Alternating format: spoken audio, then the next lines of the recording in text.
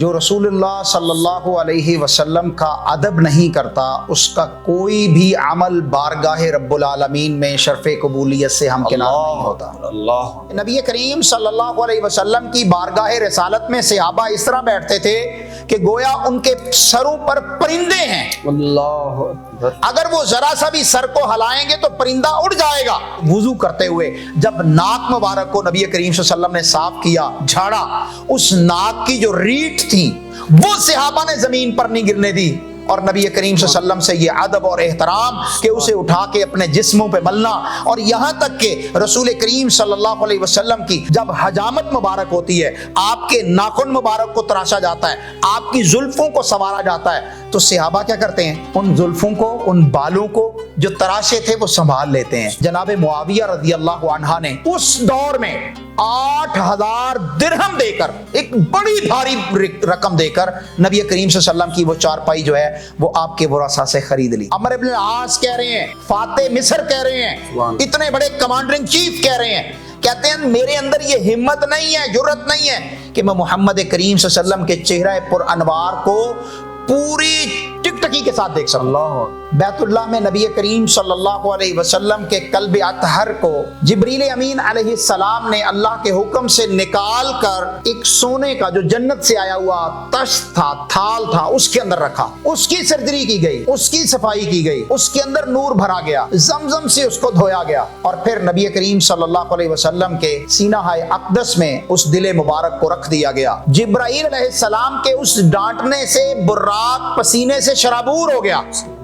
یہ ہے مقام رسول، یہ ہے ادب رسول، کہ جانوروں کو بھی پتا ہے کہ یہ سرور کائنات محمد رسول اللہ صلی اللہ علیہ وسلم ہے، تو مصور کھینچ وہ رکشا جس میں یہ صفائی ہو، ادھر فرمان محمد ہو، ادھر گردن جھکائی ہو، قوت عشق سے ہر پس کو بالا کر دے، دہر میں اسم محمد سے اجالا کر دے۔ سبحان اللہ۔ وہ دانائے سبل ختم الرسل مولائے کل، جس نے غبارے راہ کو بخشا فروغ وادی سینہ، نگاہ عشق و مستی میں وہی اول وہی آخر، وہی قرآن وہی فرقان وہی یاسین وہی طٰہٰ۔ میرے ساتھ موجود ہیں محترم جناب علامہ عبدالقیوم ظہیر صاحب۔ علامہ صاحب، براق ہو یا رسول کریم صلی اللہ علیہ وآلہ وسلم کی مجلس میں بیٹھے اصحاب ہو، اللہ تعالیٰ نے بھی رسول اللہ صلی اللہ علیہ وسلم کی مجلس کے آداب بھی بتائے اور صحابہ کا طرز عمل بھی کمال۔ سبحان اللہ۔ آداب رسول صلی اللہ علیہ وسلم کے کچھ واقعات ہمارے سامنے جو ہے نا ہمارے ناظرین کے گوشگزار کیجئے تاکہ ایمان تازہ ہو۔ قوت عشق سے ہر پست کو بالا کر دے، سبحان اللہ سبحان اللہ، دہر میں اسم محمد سے اجالا کر دے۔ صلی اللہ علیہ وسلم۔ سبحان اللہ سبحان اللہ، کیا بات ہے۔ نبی کریم رؤوف الرحیم صلی اللہ علیہ وآلہ وسلم، آپ کا ادب شریعت کا تقاضا ہے۔ جو رسول اللہ صلی اللہ علیہ وسلم کا ادب نہیں کرتا اس کا کوئی بھی عمل بارگاہ رب العالمین میں شرف قبولیت سے ہمکنار نہیں ہوتا۔ آپ کی ذات وہ ذات بابرکات ہے کہ جس کے آداب پورے قرآن مجید میں بھرے پڑے ہیں۔ سبحان اللہ۔ جا بجا اللہ رب العالمین نے نبی کریم رؤوف الرحیم محمد کریم صلی اللہ علیہ وسلم کے آداب، آپ کے مقامات، آپ کی عظمت کو عیاں کیا۔ سبحان اللہ۔ یہی وجہ ہے کہ ہم جب دیکھتے ہیں کہ فرشتوں کا سردار ہے سبحان اللہ جبریل امین، سبحان اللہ، جو 1,24,000 انبیاء کرام کم و بیش جو ہیں ان پر وحی لے کے آتا ہے، لیکن وہ بارگاہ رسالت محمد رسول اللہ صلی اللہ علیہ وسلم کے ادب میں، مقام میں، احترام میں وہ کچھ نرالا ہی کرتا ہے۔ اللہ۔ حدیث میں آتا ہے کہ سرور کائنات صلی اللہ علیہ وسلم تشریف فرما ہے اپنے اصحاب کے درمیان، جبریل امین آتے ہیں انسانی شکل میں اور آ کر سرور کائنات صلی اللہ علیہ وسلم کے سامنے اس طرح مؤدب بیٹھ جاتے ہیں کہ دو زانو ہو کر دونوں گھٹنوں کو طے کر کے اپنے گھٹنوں کو نبی کریم صلی اللہ علیہ وسلم کے گھٹنوں کے ساتھ ملا کر اپنے ہاتھوں کو اپنے رانوں پر رکھ کر ایک انتہائی مؤدب طالب علم کی شکل میں بیٹھ جاتے ہیں، اور پھر نبی کریم صلی اللہ علیہ وسلم سے سوال پوچھتے ہیں۔ یہ صحیح مسلم کے اندر بھی واقعہ ہے، صحیح البخاری کے اندر بھی واقعہ ہے۔ تو وہ ہستی، وہ رسول، وہ پیغمبر، وہ آقا کہ جس کا فرشتوں کے سردار جناب جبرائیل علیہ الصلوۃ والسلام بھی احترام کریں، آپ کا آداب بجا لائیں، تو پھر امت کے لیے تو بالأولیٰ ہے کہ اس کے آداب اور احترام کو بجا لایا جائے۔ یہاں پر مجھے نبی کریم صلی اللہ علیہ وسلم کے معراج کی ابتدائی رات جب نبی صلی اللہ علیہ وسلم کو اٹھایا گیا، جبریل امین نے آ کر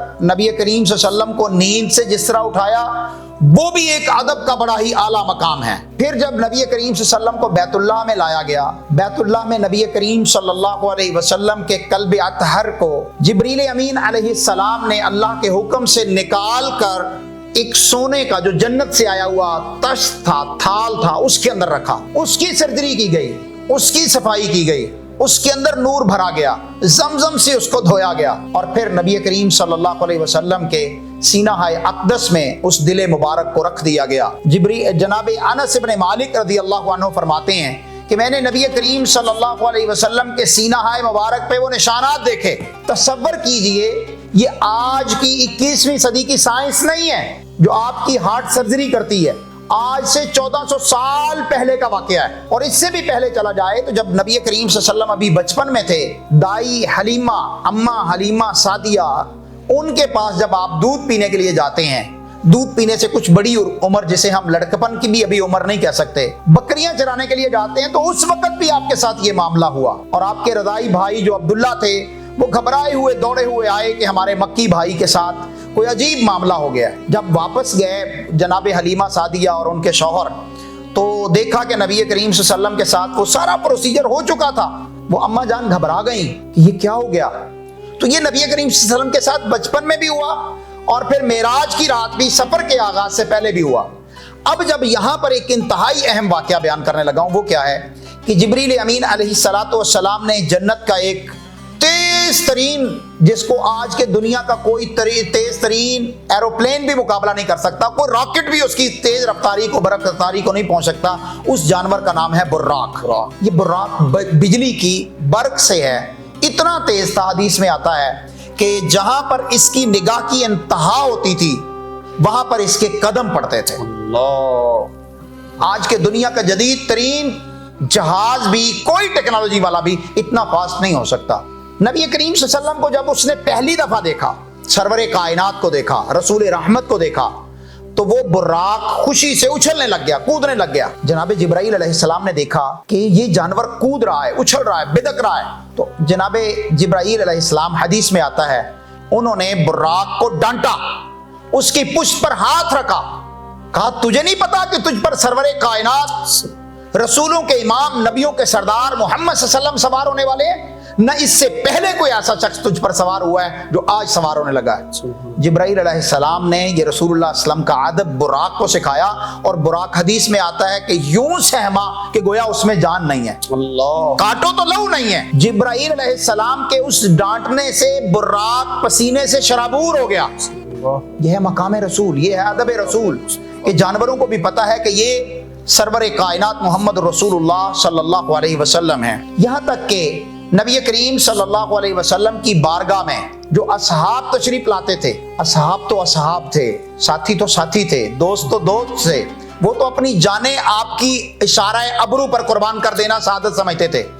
آپ کی بارگاہ کے اندر جب واعظ و نصیحت ہو رہی ہوتی تھی، درس و ارشاد ہو رہا ہوتا تھا، اس وقت کیا منظر تھا؟ حدیث میں آتا ہے، ابو سعید خدری رضی اللہ تعالیٰ عنہ بیان کرتے ہیں کہ نبی کریم صلی اللہ علیہ وسلم کی بارگاہ رسالت میں صحابہ اس طرح بیٹھتے تھے کہ گویا ان کے سروں پر پرندے ہیں، اللہ اکبر، اگر وہ ذرا سا بھی سر کو ہلائیں گے تو پرندہ اڑ جائے گا۔ وہ مقام رسالت میں اس طرح مدغم ہوتے تھے، اس طرح مدہوش ہوتے تھے، اس طرح وہ محب ہوتے تھے کہ ان کی اپنی جانیں جو ہیں وہ پتہ نہیں ہوتا تھا کہ یہاں موجود بھی ہیں کہ نہیں، اور نبی کریم صلی اللہ علیہ وسلم کی بات ہماتن انگوش جو ہے وہ سن رہے ہوتے تھے کہ اس کو ایک ایک لفظ نبی کریم صلی اللہ علیہ وسلم کا ان کے دل و دماغ میں کندہ ہو جایا کرتا تھا۔ رسول اللہ صلی اللہ علیہ وسلم کی ایک ایک حرکات، ایک ایک سکنات، ایک ایک عادات، ایک ایک لفظ جو آپ کی زبان مبارک سے نکلا، آپ کے چہرے کے جو تصورات تھے، تخیلات تھے، وہ بھی صحابہ کرام نے بیان کر دیے. اس میں بھی ایک رتی برابر جو ہے وہ فرق نہیں کیا. آپ کی چال کو، آپ کی ڈھال کو، آپ کے لباس کو، آپ کے پہننے کو، آپ کے کھانے کو، آپ کے پینے کو، آپ کے سونے کو صحابہ نے یوں منظر پیش کیا کہ آج کا کیمرہ بھی، آج کا جدید دور کا کیمرہ بھی اس کو اس طرح فلما نہیں سکتا جس طرح صحابہ نے محبت میں، عقیدت میں نبی کریم صلی اللہ علیہ وسلم کے ان مناظر کو سیو کیا اور پھر امت تک پہنچایا. اس سے بھی آگے چلے آئیے، نبی کریم صلی اللہ علیہ وسلم کے متعلق سیدہ عائشہ صدیقہ طیبہ طاہرہ فرماتی ہیں کہ نبی کریم صلی اللہ علیہ وسلم کے خاندان میں سے کسی ایک گھر میں ایک پالتو جانور تھا جو بہت اچھلتا تھا، کودتا تھا، کھیلتا تھا، دوڑتا تھا، اپنی وہ ہر قسم کی مستی کرتا تھا. حدیث میں آتا ہے کہ جیسے ہی رسول اللہ صلی اللہ علیہ وسلم گھر میں داخل ہوتے تو وہ جانور نبی کریم صلی اللہ علیہ وسلم کے ادب میں اس قدر جو ہے وہ سکون والا ہو جاتا کہ گویا اس کے اندر جان ہی نہیں ہے. حدیث میں آتا ہے، اما جان عائشہ رضی اللہ عنہا بتاتی ہیں، فَإِذَا خَرَجَ رَسُولُ اللَّهِ صلی اللہ علیہ وسلم لَعِبَ وَاشْتَدَّ وَاقْبَلَ وَعَدْبَرَ. جب رسول اللہ صلی اللہ علیہ وسلم اپنے گھر مبارک سے نکل جاتے، تشریف لے جاتے، تو وہ جانور جو ہے وہ کھیلنا شروع کر دیتا، اچھلنا شروع کر دیتا، کودنا شروع کر دیتا. اس میں اس کی سختی آ جاتی، بڑی تیزی سے جو ہے وہ سارے موومنٹ کرتا. جس طرح آپ نے دیکھا ہو کہ بکری کا بچہ، چھوٹا بچہ جو ہے وہ کس طرح اٹکیلیاں کرتا ہے، وہ کس طرح اچھلتا کودتا ہے، وہ جانور بھی اس طرح کرتا تھا. جب سرور کائنات آ جاتے تو وہ اس قدر جو ہے وہ خاموشی کے ساتھ بیٹھ جاتا کہ میری کوئی ادا میرے آقا کو ناپسند نہ ہو جائے، میرے اچھلنے کودنے سے کہیں نبی کریم صلی اللہ علیہ وسلم کو کوئی چیز شاک نہ گزرے، وہ اس طرح بیٹھ جایا کرتا تھا. تو وہ واقعہ بھی بڑا مشہور ہے نا کہ وہ بدک گیا اونٹ جو تھا، ایک صحابی آئے، اللہ اکبر کبیرہ، آپ نے کیا یاد کروا دیا کہ وہ اونٹ جو وحشی ہو گیا تھا، اپنے مالک کو بھی نہیں وہ سکون دے رہا تھا، اس کے ساتھ بھی وہ لڑنے کے لیے تیار تھا. نبی کریم صلی اللہ علیہ وسلم کے پاس جب شکایت گئی کہ اونٹ جو ہے وہ اس طرح بلبلا رہا ہے، دھاڑ رہا ہے، چنگاڑ رہا ہے، تو سرور کائنات تشریف لے گئے.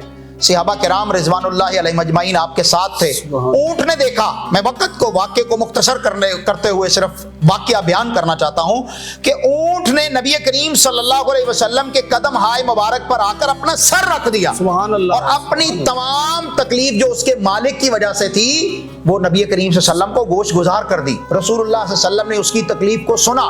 یہاں سے کیا پتہ چلتا ہے، یہ صحیح حدیث ہے کہ اللہ کے رسول صلی اللہ علیہ وسلم کو اللہ جانوروں کی بولیاں بھی سنوا دیتا تھا، سکھا دیتا تھا. نبی کریم صلی اللہ علیہ وسلم نے اس کے مالک کو بلایا، کہا یہ اونٹ تیری شکایت کر رہا ہے کہ تو اس پر بوجھ اس کی استطاعت سے زیادہ لاتا ہے اور اسے کھانا اور پینا، چارہ جو ہے وہ وقت پہ نہیں دیتا. تو نبی کریم صلی اللہ علیہ وسلم نے اس کے مالک کو یہ بھی کہا. رؤوف الرحیم محمد کریم صلی اللہ علیہ وسلم کی بارگاہ میں اللہ تبارک و تعالی نے ایسے ایسے اشخاص، ایسے ایسے افراد جو ہیں جن کو اللہ نے محمد صلی اللہ علیہ وسلم کی نبوت کے لیے چنا تھا، ان کا تذکرہ اگر کریں تو آج کے دور میں ہمارے جو ہیں یہاں پر معاملات وہ تو بالکل ہی الٹ نکل آتے ہیں کہ نبی کریم صلی اللہ علیہ وسلم کے بارگاہ رسالت میں براق سیم جاتا ہے، اچھلنا کودنا بھول جاتا ہے. یہ جو وحشی جانور، پالتو جانور تھا، اس جانور کے متعلق مسند احمد میں یہ صحیح حدیث کے ساتھ ہے، حسن حدیث ہے کہ وہ بالکل مؤدب ہو جاتا تھا. اس طرح تو انسان بھی مؤدب نہیں ہوتے. آج بھی رسول اللہ صلی اللہ علیہ وسلم کا ذکر بھی ہو رہا ہوتا ہے اور لوگ اچھل کود کر رہے ہوتے ہیں، لوگ آپس میں باتیں کر رہے ہوتے ہیں، جبکہ آداب رسول یہ ہے کہ جب رسول اللہ صلی اللہ علیہ وسلم کی بات ہو رہی ہو تو ہمہ انگوش ہو کر اس کو سنا جائے، پوری توجہ کے ساتھ آپ صلی اللہ علیہ وسلم کی بات کو سنا جائے. یہ آپ کی ذات کا بھی ادب ہے، آپ کی بات کا بھی ادب ہے. رسول اللہ صلی اللہ علیہ وسلم کے صحابی سیدنا عمرو بن العاص رضی اللہ تعالی عنہ بہت عظیم الشان صحابی ہیں. بدقسمتی کے لوگ ہمارے سب کانٹیننٹل کے اندر ان کا نام بگاڑ بیٹھتے ہیں. بڑے بڑے پڑھے لکھے لوگ ان کا نام عمرو بن العاص کہتے ہیں، عمرو عاص. تو یہ عمر نہیں ہے، عمرو نہیں ہے، یہ امر ہے. آئین واو را، آئین میم را اور واو، یہ امر بنتا ہے. آئین میم اور را ہو تو عمر بنتا ہے. آئین میم را ہو تو عمر ہے. آئین میم را اور آگے واو آ جائے تو یہ امر ہوتا ہے، عمرو نہیں ہوتا. ان صحابی کرام نے عمر ابن العاص رضی اللہ عنہ نے نبی کریم صلی اللہ علیہ وسلم کے متعلق کیا ارشاد فرمایا؟ کہتے ہیں وما کان احب الی من رسول اللہ صلی اللہ علیہ وسلم ولا اجل فی عینی منہ، کہتے ہیں اللہ کے نبی محمد صلی اللہ علیہ وسلم سے زیادہ محبوب مجھے دنیا میں کوئی نہیں تھا، اللہ میری آنکھوں نے آپ سے زیادہ حسن و جمال والا اور عزت و احترام اور اکرام والا شخص نہیں دیکھا۔ فرماتے ہیں وما كنت اطيق ان املا عيني منه اجلالا له، میرے اندر یہ ہمت نہیں ہے، جرت نہیں ہے۔ عمر ابن العاص کہہ رہے ہیں، فاتح مصر کہہ رہے ہیں، اتنے بڑے کمانڈر ان چیف کہہ رہے ہیں، کہتے ہیں میرے اندر یہ ہمت نہیں ہے، جرت نہیں ہے کہ میں محمد کریم صلی اللہ علیہ وسلم کے چہرہ پر انوار کو پوری ٹکٹکی کے ساتھ دیکھ سکوں۔ اللہ اکبر، آنکھیں بھر کے نبی کریم صلی اللہ علیہ وسلم کے چہرے کو دیکھنے میں میرے اندر سخت ہی نہیں ہے۔ اللہ یہ ادب تھا، یہ مقام تھا۔ کہتے ہیں اگر آپ کہو نا کہ میں محمد صلی اللہ علیہ وسلم کی چہرے کی خوبیاں بیان کر دوں، ولو سئلت ان اصفعہ ما اطیق ہو، کہتے ہیں اگر مجھ سے پوچھا جائے کہ نبی صلی اللہ علیہ وسلم کے چہرے کے رخائے زیبا کے کیا کیا خصوصیات تھیں، کہتے ہیں میرے اندر ہمت نہیں ہے کہ میں نے کبھی اس طرح چہرے کے اندر نگاہ بھر کے دیکھی ہو۔ تو یہ ادب، یہ رسول اللہ صلی اللہ علیہ وسلم کا مقام، یہ کائنات میں اور کسی رسول کو اس طرح نہیں ملا۔ نبی کریم صلی اللہ علیہ وسلم کے صحابہ نے آپ کے لیے وہ منظر پیش کیے۔ حدیث میں آتا ہے کہ نبی کریم صلی اللہ علیہ وسلم وضو کر رہے تھے، وضو کا جو بچا ہوا پانی ہوتا ہے جو اعضاء سے نیچے گرتا ہے، صحابہ اسے زمین پہ نہیں گرنے دیتے تھے۔ وہ وضو کے پانی کو اپنے ہاتھوں پر لینے کے لیے، ان کو جسموں پر ملنے کے لیے صحابہ میں مسابقت ہوتی تھی، آگے بڑھنا ہوتا تھا، میں لے لوں، مجھے مل جائے۔ جس کو مل گیا اس کے تو کیا ہی نصیب ہے، جس کو نہیں ملتا تھا وہ دوسرے کے ہاتھ سے ہاتھ لگا کے اپنے چہرے پر، اپنے جسم پر لگاتا تھا۔ یہاں تک کہ وضو کرتے ہوئے جب ناک مبارک کو نبی کریم صلی اللہ علیہ وسلم نے صاف کیا، جھاڑا، اس ناک کی جو ریٹ تھی وہ صحابہ نے زمین پر نہیں گرنے دی، اور نبی کریم صلی اللہ علیہ وسلم سے یہ ادب اور احترام کہ اسے اٹھا کے اپنے جسموں پہ ملنا، اور یہاں تک کہ رسول کریم صلی اللہ علیہ وسلم کی جب حجامت مبارک ہوتی ہے، آپ کے ناخن مبارک کو تراشا جاتا ہے، آپ کی زلفوں کو سنوارا جاتا ہے، تو صحابہ کیا کرتے ہیں؟ ان زلفوں کو، ان بالوں کو جو تراشے تھے وہ سنبھال لیتے ہیں، جو ناخن کو کاٹے تھا وہ ناخن سنبھال لیتے ہیں۔ سیدنا امیر معاویہ رضی اللہ تعالیٰ عنہ جو 64 لاکھ مربع میل پہ بلا شرکت غیر حکمران تھے، 20 سال جن کی خلافت کا دور ہے، انہوں نے نبی کریم صلی اللہ علیہ وسلم کا ناخن مبارک بھی کاٹے تھے، آپ کی زلفیں بھی انہوں نے تراشی تھی، اور ان بالوں کو انہوں نے سیو کر لیا، سنبھال لیا۔ نبی کریم صلی اللہ علیہ وسلم نے فرمایا معاویہ یہ کیا کرو گے؟ کہا اللہ کے نبی صلی اللہ علیہ وسلم یہ میرے لیے توشہ آخرت ہے، میں نے اسے سنبھال لیا، میں چاہتا ہوں کہ جب میری وفات ہو، میں مر جاؤں تو میری آنکھوں پر آپ کے ناخن رکھے جائیں، آپ کے بال ہائے مبارک میرے چہرے پر، میرے منہ پر رکھے جائیں۔ نبی کریم صلی اللہ علیہ وسلم نے ان کی یہ محبت اور عقیدت کو دیکھ کر اپنا ایک کرتا مبارک بھی سیدنا معاویہ کو تحفہ دے دیا۔ تو نبی کریم صلی اللہ علیہ وسلم کی یہ محبت، یہ عقیدت، اور یہاں تک کہ ہندوستان کا ایک بادشاہ جب اسے پتا چلا کہ مکہ میں ایک جو ہے وہ شخص ہے جس نے نبوت اور رسالت کا دعویٰ کیا ہے، تو اس نے نبی کریم صلی اللہ علیہ وسلم کے لیے خاص ہندوستانی ساگوانی لکڑی جو ہے وہ آپ کی بارگاہ میں تحفہ کے طور پہ بھیجی، زنجبیل جسے آپ ادرک کہتے ہیں وہ بھی بھیجا، عود خوشبو ہے، بہترین خوشبو نبی صلی اللہ علیہ وسلم کو پسند تھی، یہ بھی بھیجی، اور وہ لکڑی جو تھی نبی کریم صلی اللہ علیہ وسلم کو اتنی پسند آئی کہ اس لکڑی کے ساتھ آپ نے چارپائی بنوائی، اس کے پائے بنائے، اس کی جو ہیئیں ہیں یا کیا کہتے ہیں وہ جو ہے نبی کریم صلی اللہ علیہ وسلم نے بنوائی، تو وہ بڑی پیاری چارپائی تھی، بہت ہلکی وزن کی تھی۔ نبی کریم صلی اللہ علیہ وسلم اسی پر لیٹا کرتے تھے، آرام کیا کرتے تھے۔